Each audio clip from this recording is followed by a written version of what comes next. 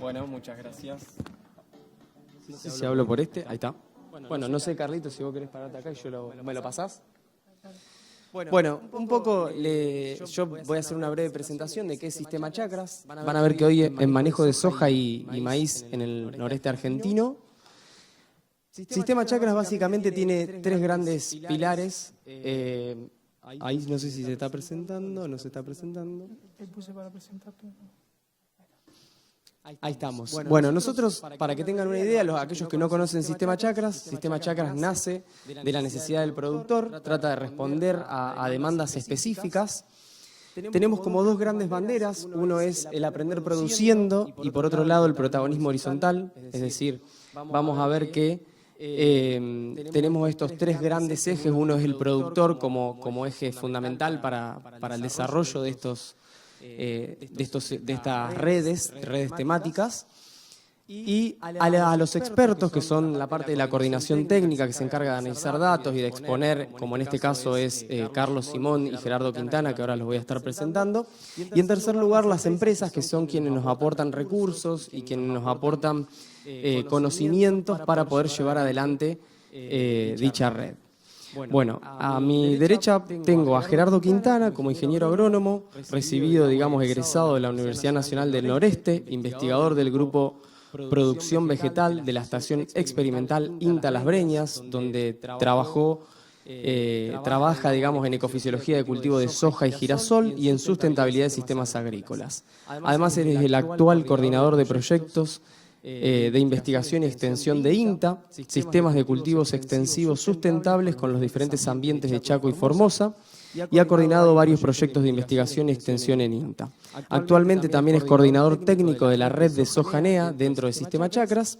Y en segundo lugar tenemos a Carlos Simón, quien es ingeniero agrónomo egresado de la Facultad de Ciencias Agrarias de la Universidad Nacional del Noreste. Está culminando sus estudios de posgrado en la carrera de maestría en producción vegetal, se desempeña como profesional en la agencia de extensión de INTA General Pinedo e integra el grupo de producción vegetal de la estación experimental de INTA Las Breñas. Además, dentro de Sistema Chakras está coordinando la red de maíz NEA. Bueno, quien les habla, yo soy Ramiro Garfagnoli, soy ingeniero agrónomo, soy parte del equipo de coordinación junto a Gerardo y a Carlos. Y hoy van a estar presentando, disertando en este taller en dos partes. La primera parte va a estar dada por la red de maíz NEA, en donde Carlos nos va a contar un poco los resultados, los avances de resultados de esta red. Y en segundo lugar los vamos a tener a Gerardo Quintana, que nos va a estar contando los avances de la red de soja NEA. Los dejo con ellos.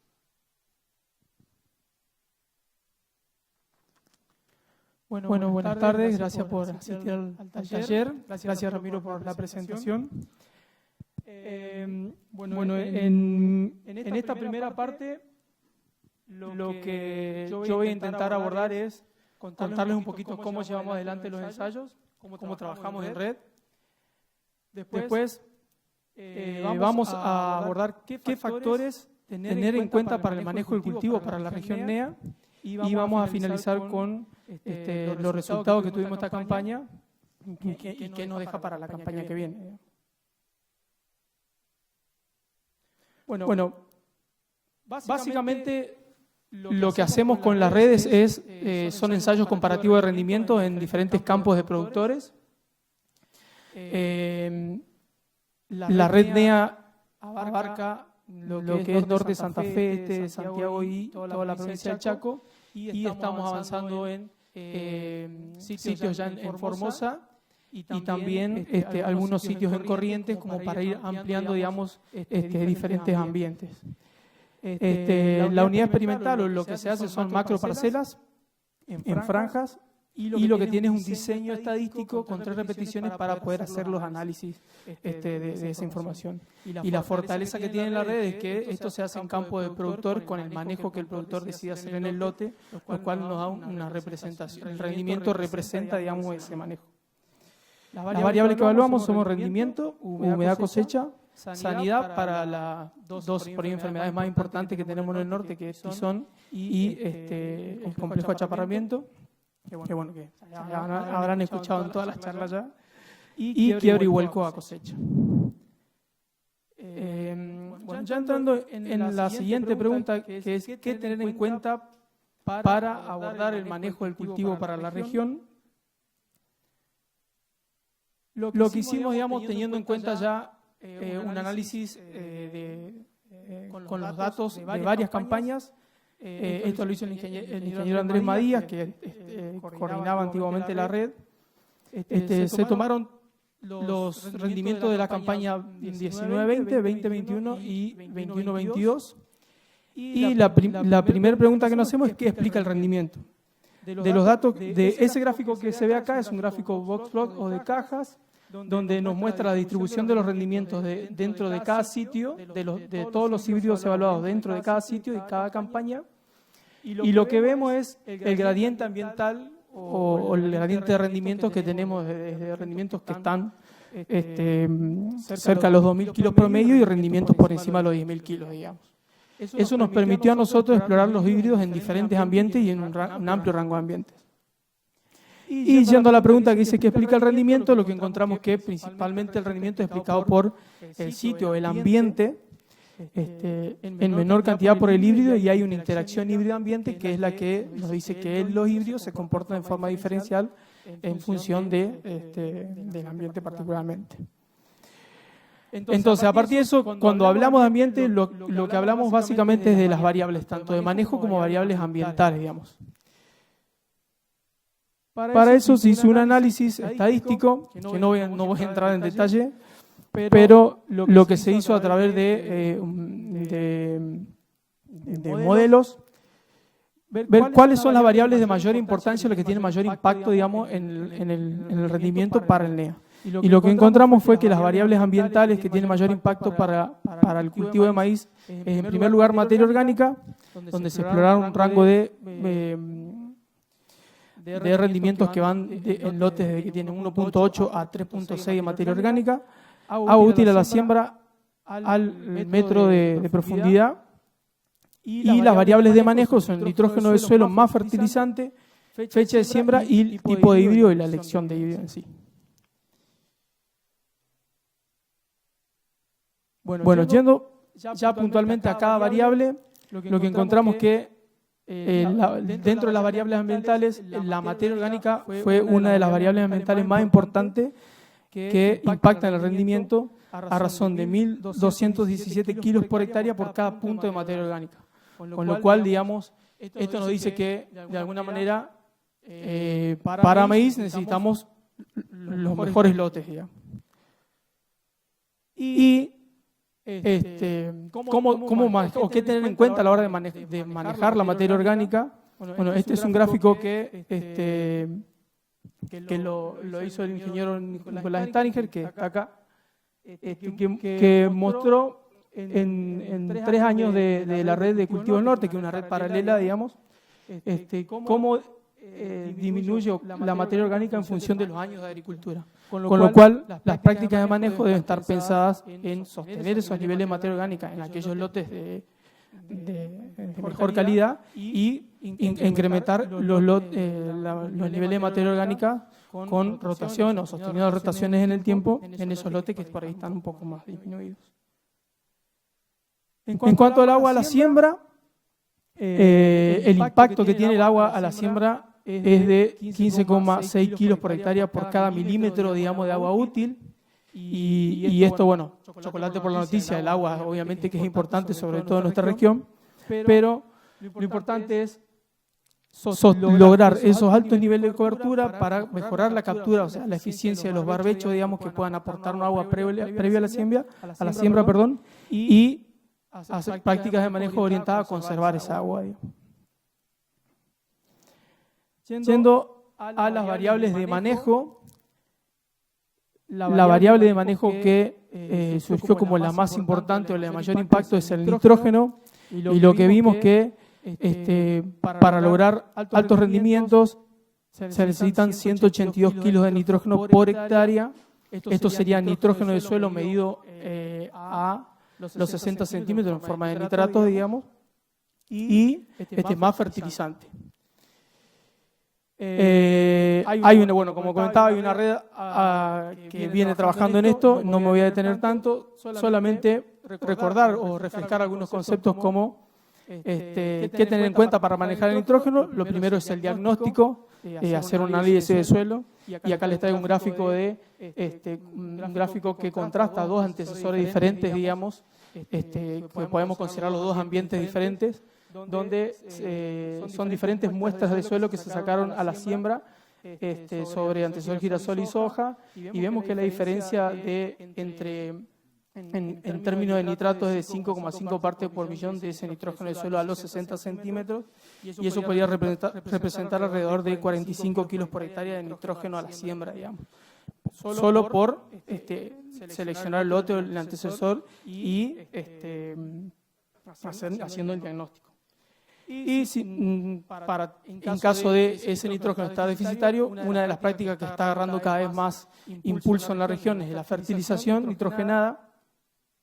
Y para tener lo que hay que tener en cuenta acá es, si vamos a fertilizar, una de las cosas es la fuente. Este es un trabajo que lo hicieron en Las Breñas, el ingeniero Tarragó con el grupo Charata, y donde evaluaron la pérdida de nitrógeno por volatilización en diferentes fuentes, y hay una fuente que es la urea incorporada respecto a la urea de superficie, y vemos que la urea en superficie es uno de las fuentes que mayor pérdida de nitrógeno tiene a los 5 días, con lo cual estos conceptos hay que tener presente a la hora de decidir, digamos, no solamente la fuente, sino la forma en que lo vamos a incorporar.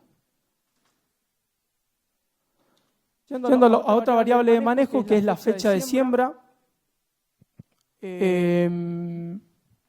Lo que se vio en fecha de siembra es que los máximos rendimientos se encuentran alrededor del 18 de diciembre al 17 de enero, y que a partir de ahí, por cada día de retraso en la fecha de siembra, hay una pérdida de 152 kilos por hectárea por día. Ahora, esa pérdida de rendimiento a medida que retrasamos la fecha de siembra es diferente a medida que nos vamos alejando de la fecha que puede considerarse óptima. 20 días después del 17 de enero, encontramos que hay una pérdida de 100 kilos por hectárea por día, y si retrasamos esa fecha de siembra más allá de eso, tenemos una pérdida casi de 200 kilos por hectárea por día. Con lo cual, sobre todo, por cómo se piensa la campaña que viene, hay que tener presente en qué momento por ahí concentrar la fecha de siembra. Y algo también para recordar, qué tener en cuenta para pensar la fecha de siembra si pensamos en diciembre o enero. Estos dos gráficos son lo mismo, son la evolución de las temperaturas máxima, mínima y diaria y precipitaciones para Las Breñas de esta campaña. Y estos son, este es el periodo crítico para una siembra de alrededor del 10 de diciembre, y este es para una siembra del 9 de enero aproximadamente. Y lo que hay que tener en cuenta es en qué momento la ocurrencia del periodo crítico con las condiciones estresantes que puedan darse, digamos. Lo que vemos acá que es muy probable que en nuestra zona los meses de enero sean las condiciones más estresantes, digamos, en cuanto a altas temperaturas, los golpes de calor y también probablemente la falta de agua. Y lo puse acá, pero es un año atípico, digamos. Este año en marzo tuvimos golpes de calor alrededor de mediados de marzo que terminó de ahí de fulminar los maíces que había, pero es lo menos probable, digamos. Pero hay que tener en cuenta estos conceptos a la hora de decidir la fecha de siembra. Por ahí, fecha de siembra, que nos vamos más hacia enero, digamos, son más estables, tienen menos probabilidad de esos eventos de golpe de calor. Otro factor que importante a la hora del manejo es la elección de genotipo. Por eso nosotros año a año evaluamos diferentes genotipos, digamos, a lo largo de estas 5 campañas. Y lo que vimos es que hay una diferencia por encima de los templados respecto de los tropicales. Acá cuando hablamos de tropicales son tropicales más cruzas, digamos. Y hay una diferencia de 475 kilos por hectárea a favor de los templados. Pero lo que vimos también es que el aporte del genotipo, o sea, dentro del genotipo específico, la diferencia entre los templados y los tropicales es casi parecida. Tenemos 1.800 kilos entre el mejor y peor tropical, si se quiere, templado, perdón, y 1.794 kilos entre el mejor y el peor tropical. Con lo cual, más allá del germoplasma, la elección del genotipo específico, digamos, es un factor a tener en cuenta. En función de eso, bueno, voy a presentar ahora la última parte, que es los resultados que tuvimos esta campaña. Bien, fue un añito bastante importante para maíz. Primero, bueno, esos son los sitios en los cuales se sembraron los diferentes ensayos comparativos de rendimiento este año. Nosotros los agrupamos en diferentes subzonas. Tenemos una subzona centro que abarca casi toda la provincia de Chaco. Una subzona oeste, que tenemos dos sitios, que es Achayo y Sejolao, que son el este de Santiago. Más hacia el sureste de Santiago tenemos Bandera 1 y 2. Bueno, esta ya es una subzona sur, le llamamos subzona sur. Y tenemos 3 localidades, cuatro localidades en el norte de Santa Fe: Minetti, Logroño, que es Tostado, digamos, Ceres, y Reconquista. Esos son los híbridos que participaron en esta campaña. Fueron 19 híbridos. En general, a lo largo de los años tenemos entre 20 y 18 híbridos, digamos. Y este año participaron 10 empresas. En casi todos los sitios evaluamos todos los híbridos, en todas las subzonas, a excepción de uno que solamente quedó limitado a la subzona centro.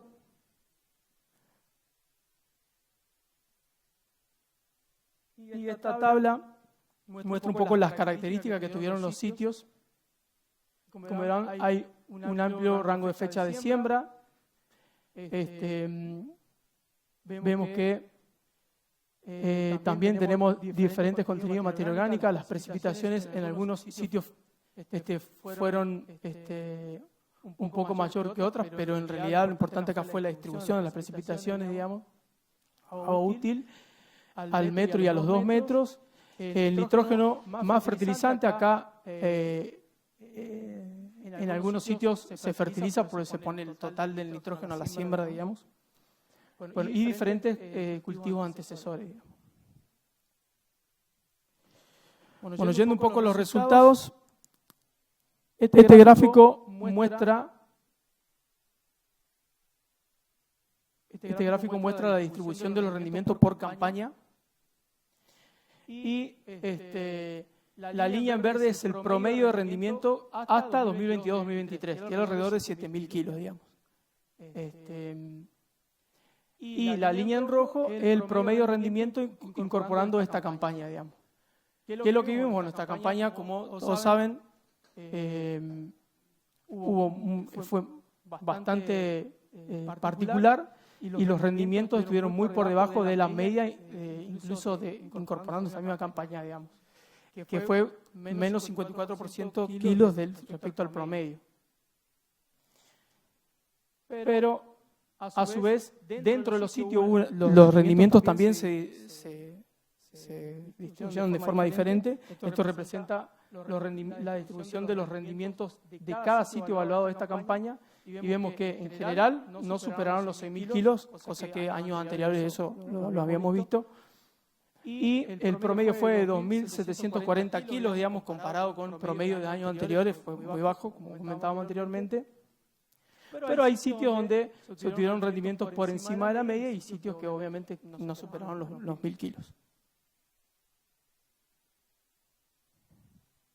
Bueno, yendo a los resultados de esta campaña a nivel de subzona, nosotros analizamos a nivel de sitio y después a nivel de cada subzona compuesta por los diferentes sitios de esa subzona.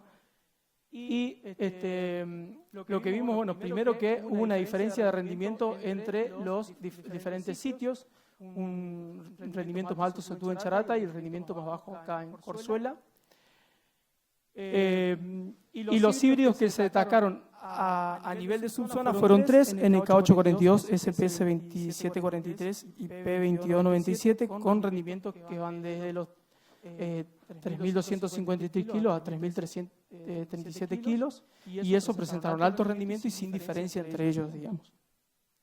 Y este gráfico que está acá muestra cuánto explicó el ambiente, el sitio, la localidad, al rendimiento, y este 17% representa lo que explicó el genotipo. Digamos. En general no vemos grandes diferencias en el ranking para los diferentes sitios evaluados, con lo cual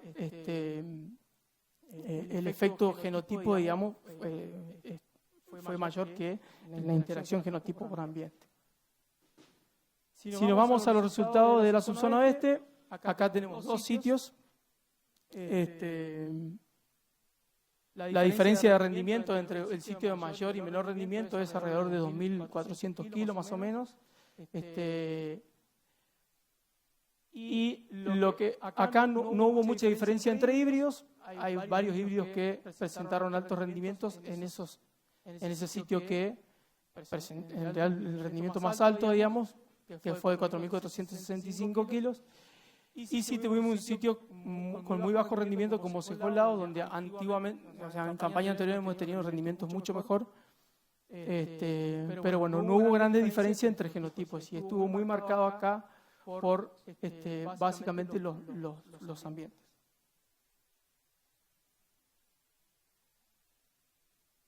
Yendo a la última subzona, en esta subzona se evaluaron más sitios y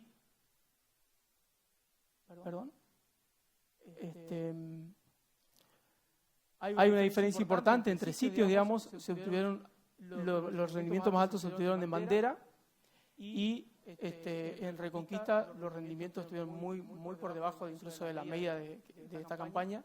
Y hay un híbrido que se destacó que es P2297 en tres, sobre todo en tres de los sitios donde fueron los sitios que se tuvo mayor rendimiento, pero sí acá hubo un efecto importante de la localidad o del ambiente, en los sitios donde se obtuvieron bajos rendimientos, los híbridos como el P2297 presentó uno de los rendimientos más bajos, con lo cual acá tuvo un peso importante el sitio en sí. Y eso lo podemos ver en la interacción genotipo-ambiente, que es un 16%. Bueno, ya yendo a cómo fue, digamos, la campaña con respecto a complejo de achaparramiento, como les comenté anteriormente, nosotros venimos evaluando esto y nosotros tomamos una escala que la adaptamos de Olechuk y en la que tomamos de 0 a 4, donde 0 es sin síntomas, borde rojizo con el valor de 1, estría clorótica con el valor de 2, achaparramiento leve 3 y severo 4. Y bueno, esos son algunos de los síntomas que nosotros observamos en planta, ¿no? Y esto quiero remarcar, nosotros cuando vamos, digamos, esto lo hacemos en el R4 y lo que hacemos es ver sintomatología en planta. Después vemos si cotejamos el rendimiento, pero esta es la escala que está disponible hasta el momento, digamos. Bueno, entonces la pregunta que por ahí nos hacemos es cómo fue el comportamiento de los híbridos de la red frente al complejo de achaparramiento. Y lo que vimos, bueno, que hay una diferencia primero entre los sitios. En este gráfico que está a la izquierda, las barras en verde muestran el rendimiento, el promedio de rendimiento para cada sitio en sí, y la barra en rojo muestra el índice de severidad que nosotros lo calculamos en función de los valores de incidencia y los valores de la escala de severidad que nosotros le asignamos cuando hacemos la evaluación.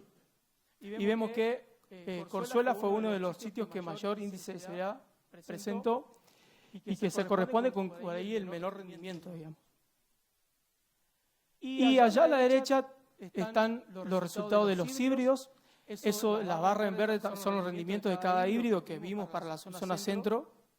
Y las barras en naranja son los índices de severidad para cada híbrido dentro de la subzona. Y vemos que, en general, los híbridos que presentaron menor rendimiento, hay algunos que presentaron también mayores índices de severidad, y vemos también que los híbridos que por ahí presentaron mayor rendimiento presentaron algún grado de severidad menor. En esta subzona se dieron los grados de severidad un poco más altos, que van a ver que están algunos por encima de 3 y están cercanos a 3, digamos.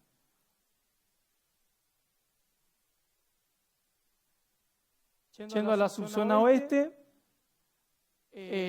acá los índices de severidad fueron más bajos, incluso el Sachayo tenía el mayor rendimiento, pero presentó también un índice de severidad un tanto mayor. Y cuando vamos al análisis para los híbridos, vemos que en general están entre 2 y 1, o sea, hay un índice de severidad mucho menor que la subzona anterior, y los rendimientos también son un tanto mayor, y esos son los híbridos que presentaron altos índices de severidad comparado con el resto, digamos.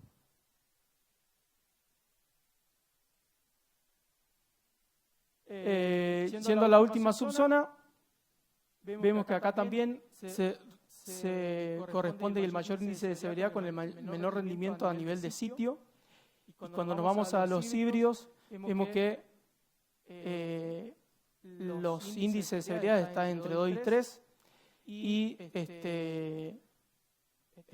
no por ahí los híbridos que tienen alto índice de severidad como el K16607 no es uno de los de menor rendimiento, digamos. Bien. Como para tener en cuenta algunos mensajes finales, a la hora de pensar en maíz, considerar lotes con buenos niveles de materia orgánica.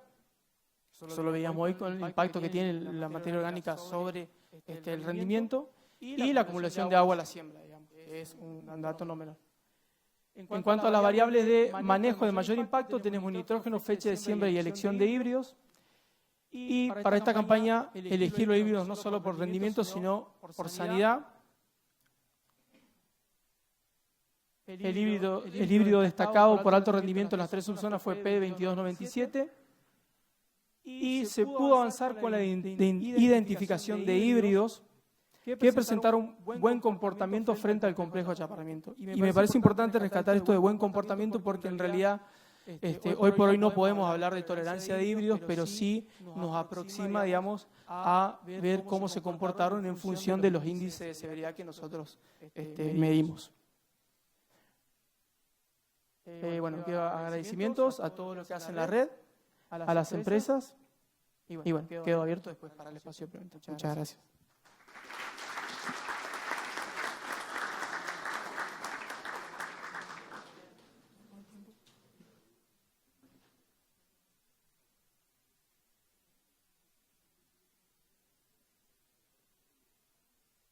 Buenas tardes, bienvenidos a esta segunda parte.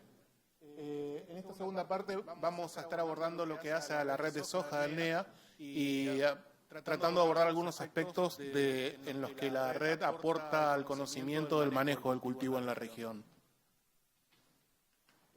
Carlos explicó hoy el funcionamiento de la red de maíz. El funcionamiento de la red de soja es muy similar.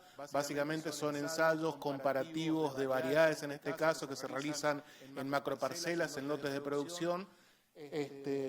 Y esta es la zona geográfica que abarca. Cada uno de los puntos es más o menos un ensayo que se ha llevado en las diferentes regiones.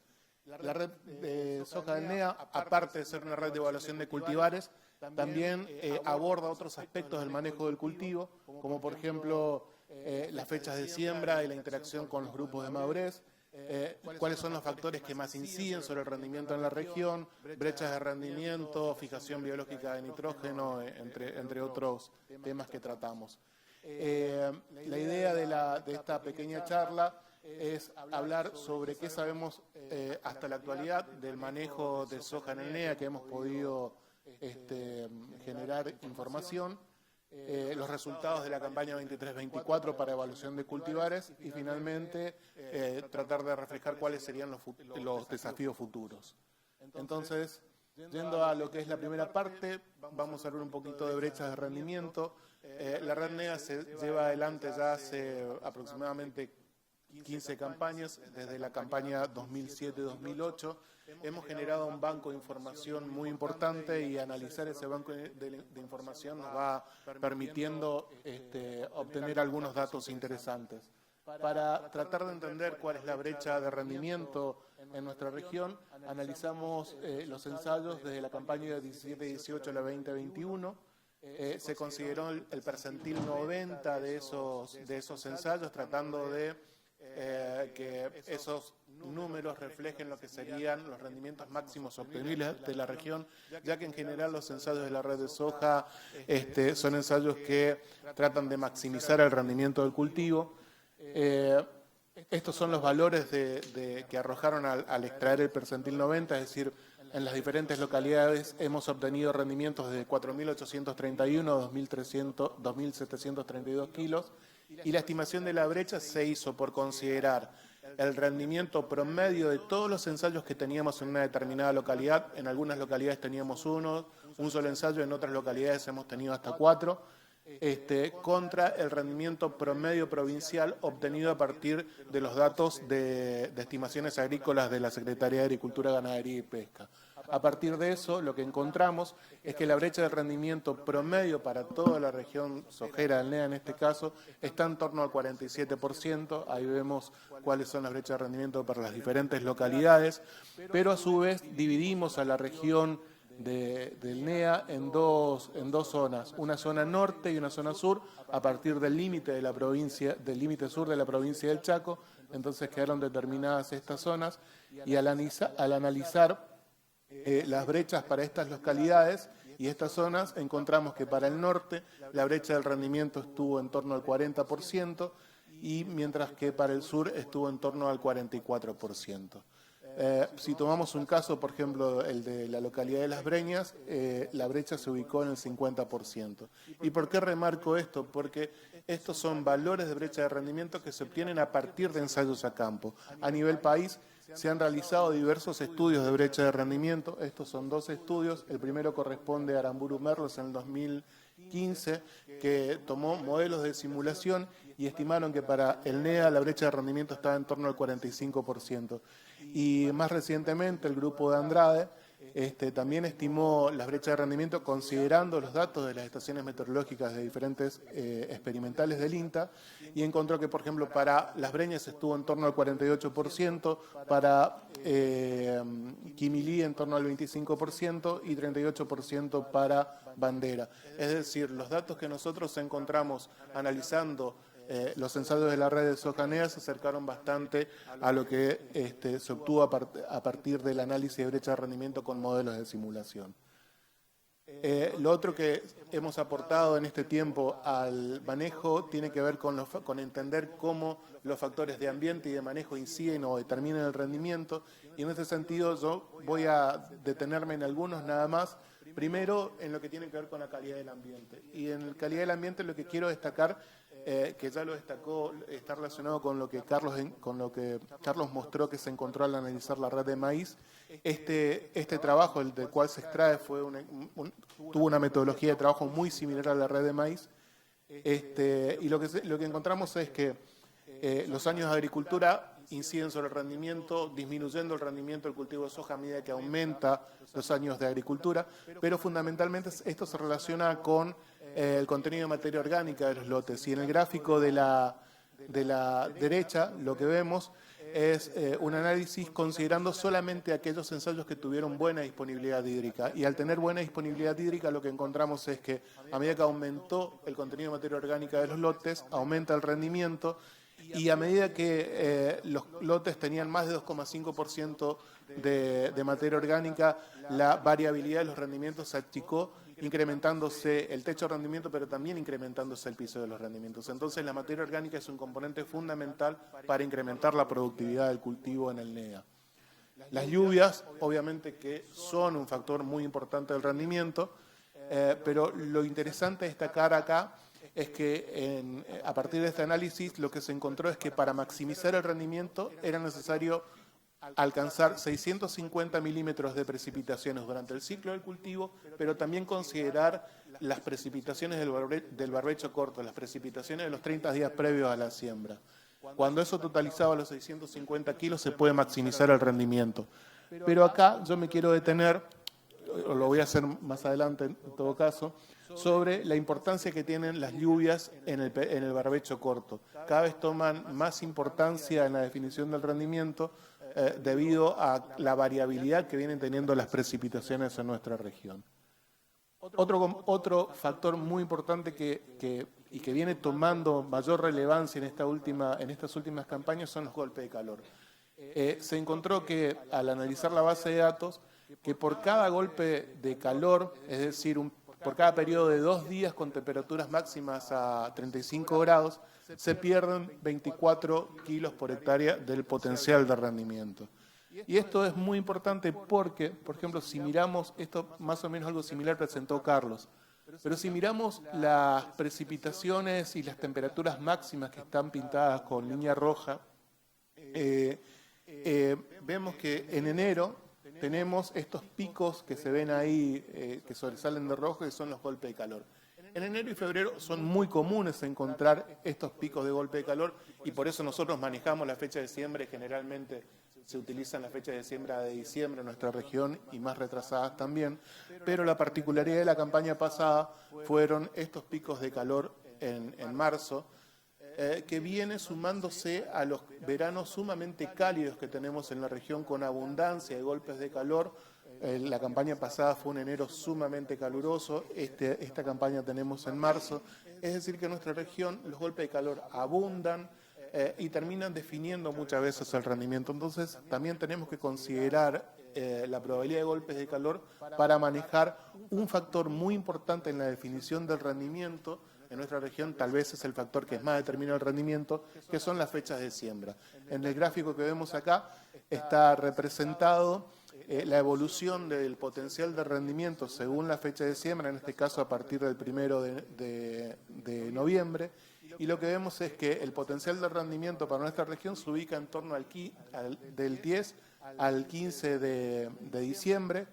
Ahí es factible obtener el máximo potencial de rendimiento. El rendimiento se mantiene en altos niveles, aunque no en el potencial, hasta fines de diciembre, y a medida que nos retrasamos en la fecha de siembra, a partir de fines de diciembre, empezamos a perder potencial de rendimiento con los valores que se expresan ahí.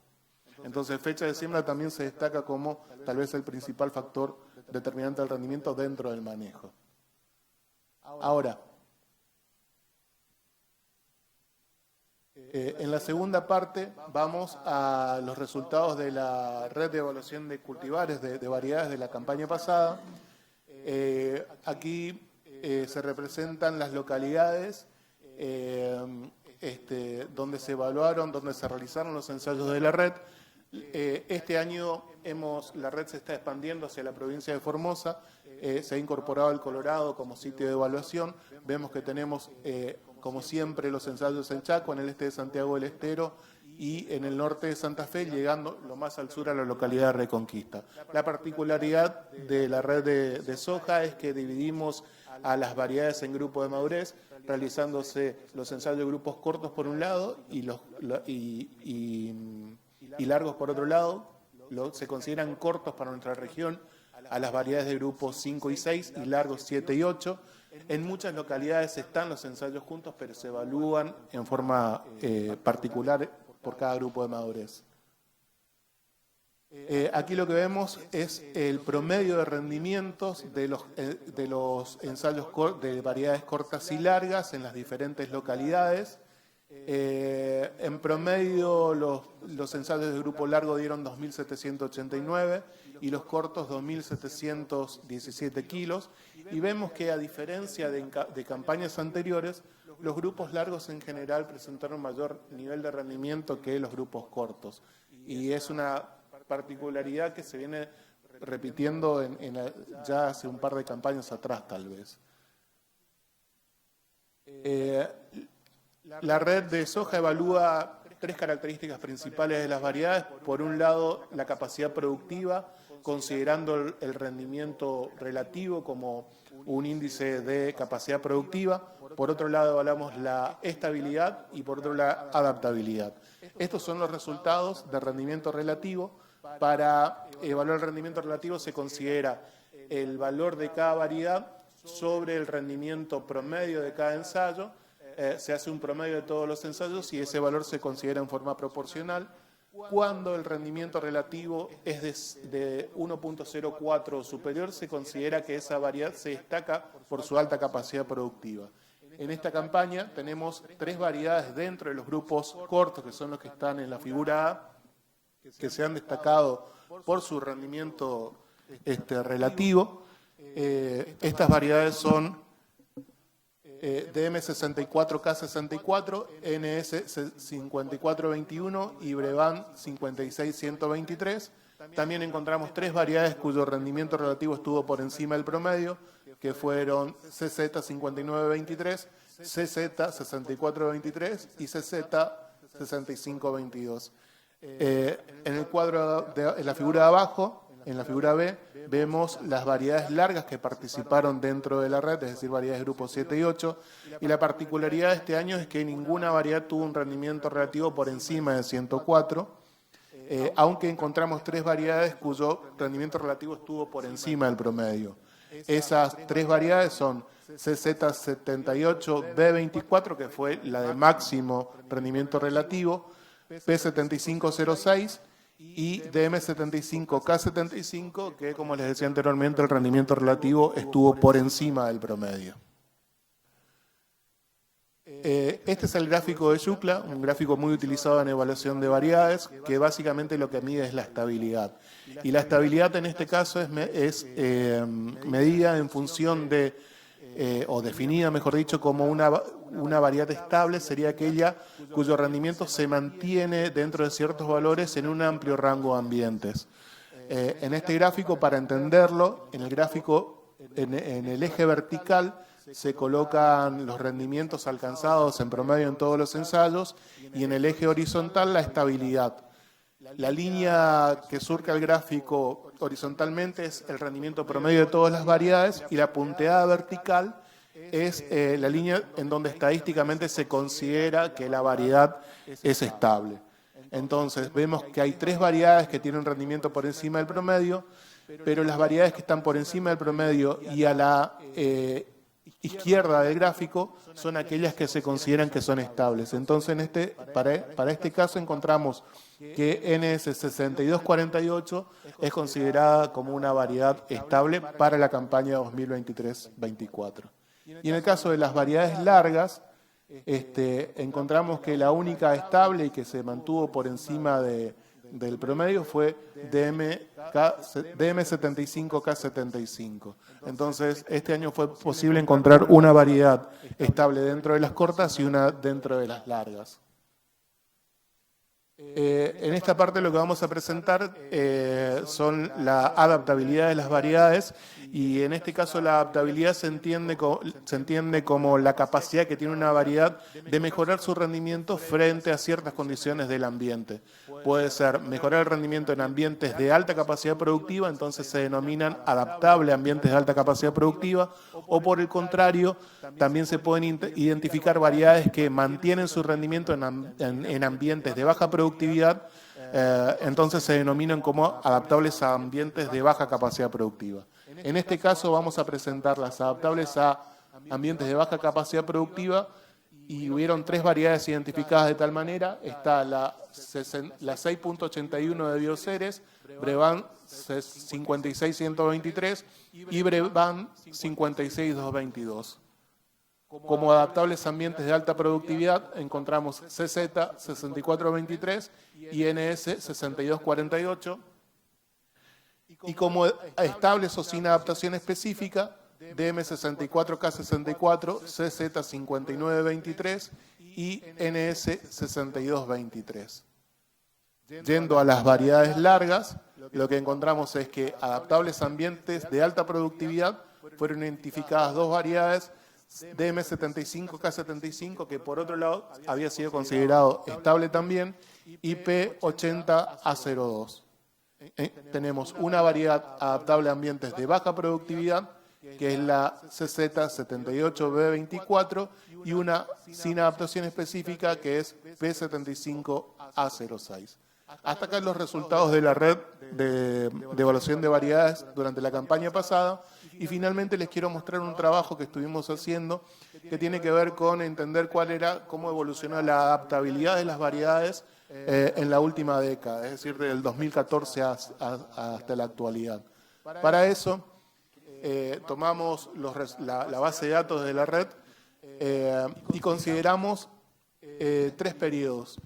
El periodo que va desde 2014 a 2017, el periodo que va desde 2018 a 2022 y el periodo de las últimas 2 campañas, desde la 23 hasta la última campaña que pasamos. Estos periodos están divididos por la aparición de diferentes variedades, por el cambio de tendencia también de la adaptabilidad de las variedades y por el cambio de genética en las últimas 2 campañas, que es donde salieron del mercado las intactas y aparecieron las conquistas. También dividimos a la región en NEA Norte y NEA Sur para tratar de entender si había alguna diferencia en el comportamiento de los grupos de madurez y encontramos alguna diferencia.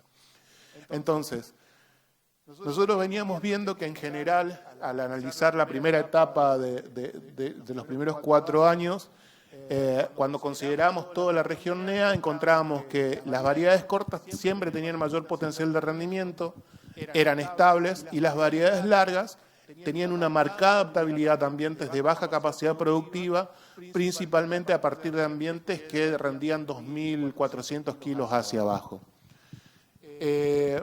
Al separar las 2 regiones, no encontramos mucha diferencia, se siguió manteniendo, digamos, esa tendencia en la adaptabilidad de los diferentes grupos de madurez. Lo que sí se encontró es que en la región NEA Sur la diferencia entre las variedades cortas, la diferencia en el rendimiento de las variedades cortas y las largas era mayor, es decir, las variedades cortas siempre rendían un poco más, sin embargo en el NEA Norte esa diferencia no era tan marcada. Ahora, hubo un cambio de tendencia en el periodo 2018 a 2022, en donde encontramos que para el NEA Norte las variedades largas cambiaron su tendencia de adaptables a ambientes de baja capacidad productiva a estable. Y el rendimiento también se emparejó mucho entre variedades cortas entre grupos de madurez cortos y largos.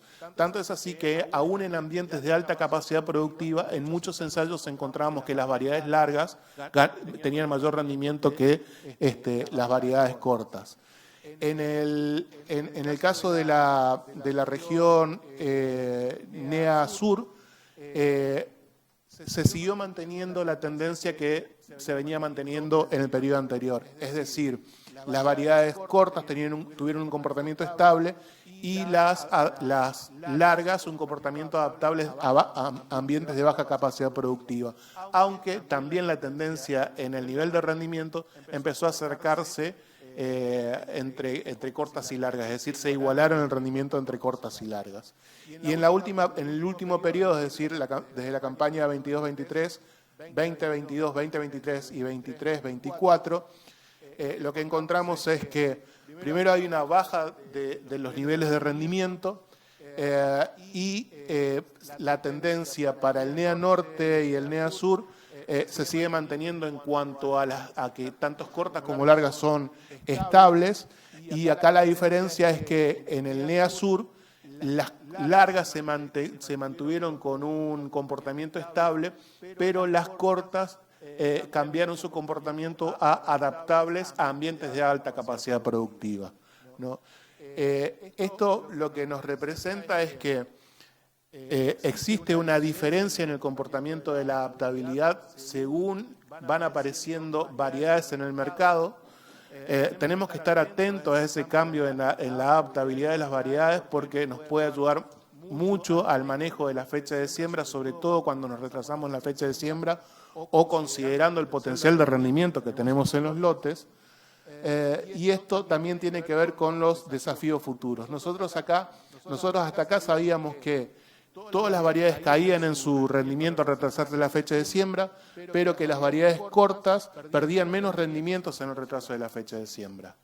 Ahora, este mismo análisis, esta misma generación de información que teníamos para el periodo que va desde el 14 al 18, 19 aproximadamente, debemos rever esa información, empezar a hacer análisis para ver si esta tendencia en el retraso de la fecha de siembra y el comportamiento diferencial de ciclos de las variedades se sigue manteniendo. Por otro lado, como desafío futuro también, hoy les había dicho que las lluvias eran muy importantes y que tomaban relevancia las lluvias en presiembra en el barbecho corto. Nosotros sabemos que tiene una importancia hasta ahora, lo que no tenemos es cuantificado. Y debido a que nuestra región viene cambiando de régimen de precipitaciones, tenemos diciembres por ahí tal vez con muy bajas precipitaciones y las precipitaciones se retrasan y llegan en enero, o tenemos noviembre muchas veces con muy pocas precipitaciones. Creo que va a ser muy importante cuantificar la disponibilidad hídrica y relacionarla con la productividad, y eso es justamente una tarea que nos vamos a abocar a partir de esta campaña dentro de la red de soja. Eso era lo que tenía para mostrarles. Como siempre, agradezco a todos los que conforman esta red. Si bien a mí me toca presentar esta información, la conformamos un montón de gente, muchos vienen trabajando hace ya más de 15 campañas en esta red, así que un agradecimiento muy especial a ellos y a todas las empresas que participan año a año en la red. Muchas gracias.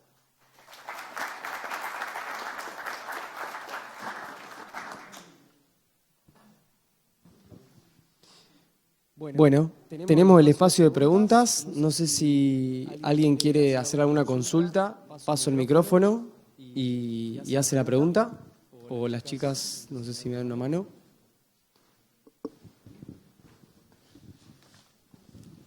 Hola, Carlos y Gerardo. Los felicito porque es un trabajo impresionante y brindan, la verdad, que información muy valiosa.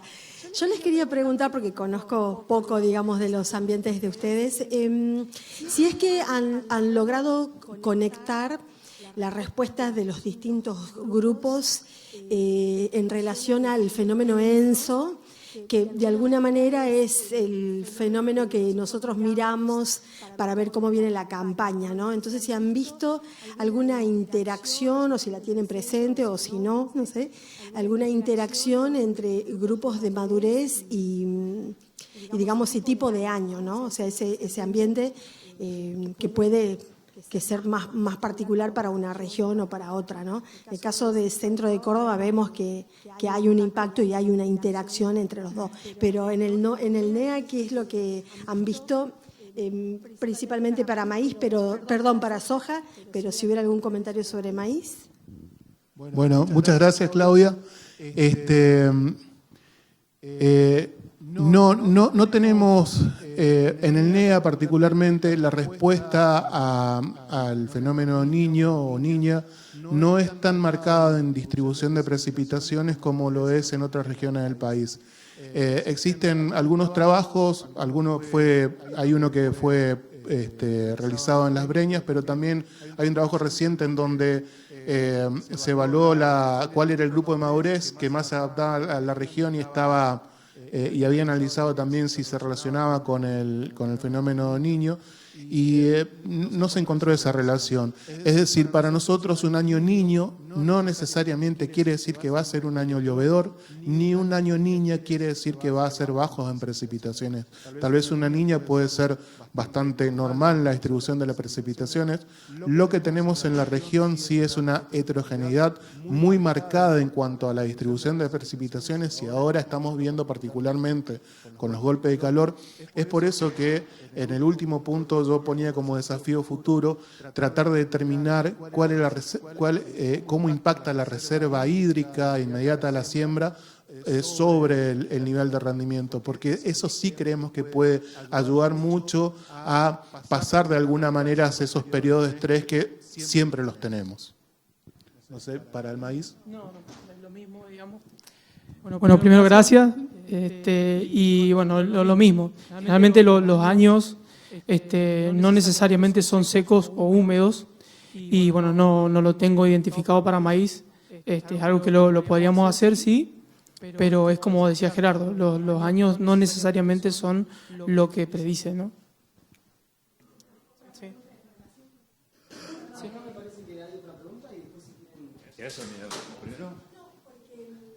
Gracias, ya te devuelvo.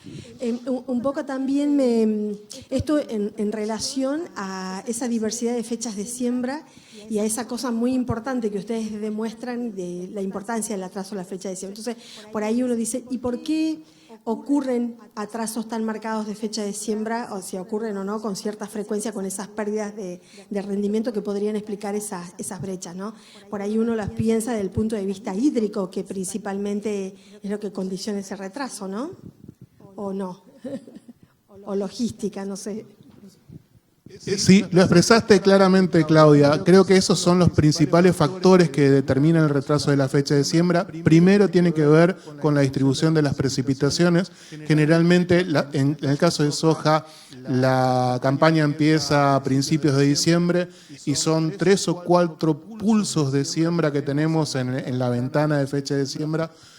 Si no están dadas las precipitaciones de primeros días de diciembre, se concentra todo hacia fin de diciembre y si llega a faltar humedad se va retrasando hasta enero. Eso es el ejemplo de un año. También hay cuestiones logísticas, disponibilidad de semilla, disponibilidad de maquinaria. También en general son campos grandes que requieren una logística importante de maquinaria y todos esos son factores que pueden llegar a retrasar la fecha de siembra. Pero más allá de eso, me parece que es muy importante que considerar cómo se pierde potencial de rendimiento con la fecha de siembra, porque muchas veces se toma una decisión equivocada de decir, bueno, espero un poquito y tal vez estamos perdiendo potencial en aquellos lotes de alta capacidad productiva, ¿no?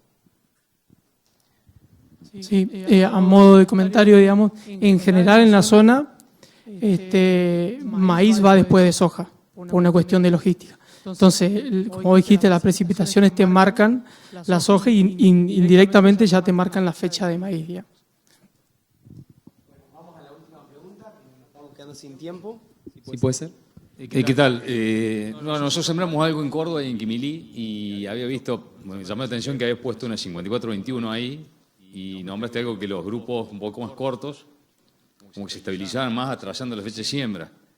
Y después ponías la gráfica de la curva de la fecha de siembra, luego ponías el 1 del 11 y me empezó a responder algo cuando le respondía a Claudia por el tema de la... Siempre pensamos en atrasarnos allá en Quimilí, no atrasarnos, por empezar en diciembre tarde, pues llegó por la lluvia, pero por ahí, no sé si no nos podemos adelantar un poco y ver las variedades, cuál es la que pueda andar mejor ahí, sí, o con largas o empezar a meter algo más corto allá.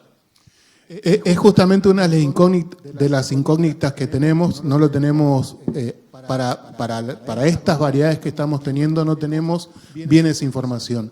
Lo que sí tenemos es esas curvas que vos nombraste, que están hechas con datos del 14 al 19.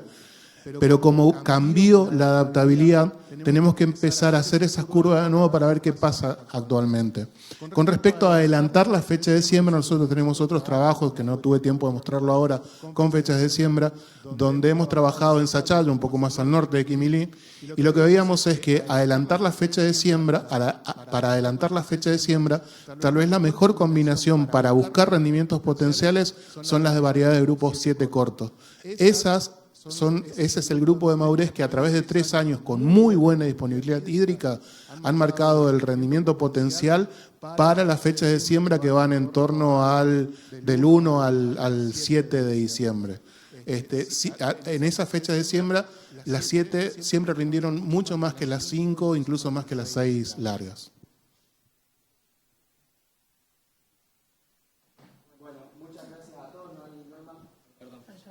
Bueno, muchas gracias a todos. No tenemos más tiempo para preguntas, pero cualquier otra duda pueden consultar a través del QR que aparece ahí, o si no, se quieren acercar después afuera a los disertantes, van a responder las preguntas. Muchas gracias.